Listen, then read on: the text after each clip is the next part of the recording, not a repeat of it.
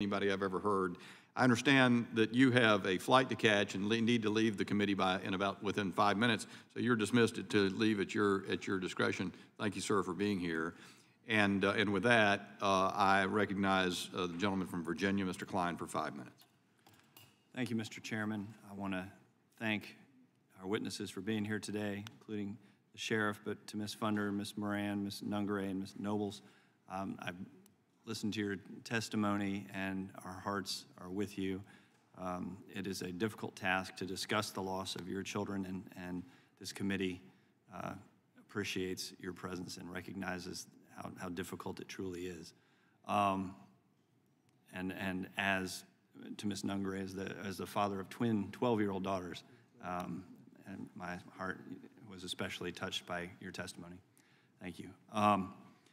This Biden-Harris administration's failed immigration policy, the border crisis created by this administration, continues to harm communities across not just the southern border, but across the country. And having traveled to the border 3 different times, twice to Texas, once to Yuma, Arizona, we not only got to see the impact that it had on those communities, but how every community is impacted.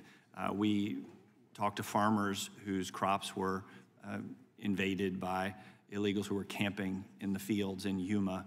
And if anybody's been to a convenience store in the middle of winter and turned over a ready-made salad and looked at the bottom, it says made in Yuma. So not only are you dealing with food supply issues, food price issues, but also farmer costs. And then we went to a hospital and saw a NICU, and the NICU directors talked about how many of their NICU beds are filled with migrants because it is a dangerous journey. Women are assaulted on the trip up, and they are often pregnant by the time they arrive at the border.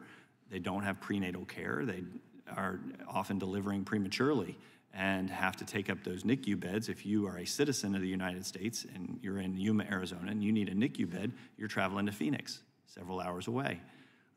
Talking about the education system and the need for ESL teachers and the impact on the tax rates and the transportation and the housing costs. And I mean, this is a humanitarian crisis, but also a crisis at the border, and it's also a crisis across the country in communities like mine, which is thousands of miles away in the Commonwealth of Virginia. But having been a prosecutor, I worked with a county who had an ICE agreement so that when illegals were arrested for committing crimes, they were tried, they were jailed, but the day they got out of jail, they didn't go walk the streets of Harrisonburg. They went and were taken by ICE to the airport, and they were sent back.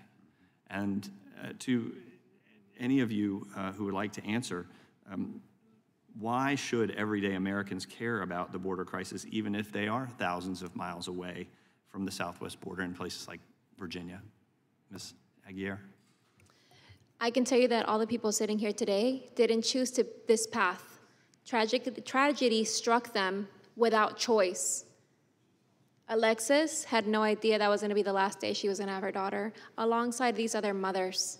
So whether or not you want to take notice of what's going on at the border, it might come knocking at your front door. Mr. Gonzalez, when he left to work that day, had no idea that was going to be the last moment he saw his daughter alive. The next time he was going to see her was at the medical examiner's office identifying her body. Right. So whether you're a Republican, whether you're a Democrat, the criminal element of the immigration population do not care. Yeah. They are going to afflict their criminal ways on our communities regardless. And not even mentioning any of the financial things that you just mentioned, which are important. My primary focus is the preservation of life, right? And quality of life. And I am just besides myself that we prioritize giving a complete stranger who has never contributed to our society a chance at the likelihood that they may or may not harm a U.S. citizen. Yeah. Or in my case, a little girl who's also a migrant.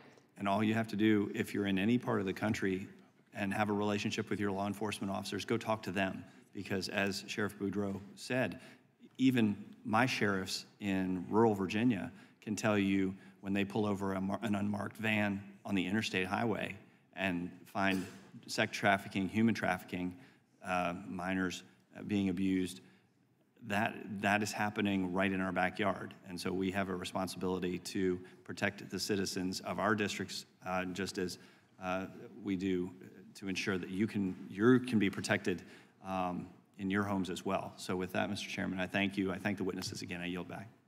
Gentleman yields back. Chair recognizes the gentlelady from Wyoming, Ms. Hagan. Thank you. There's a couple of statements that I'd like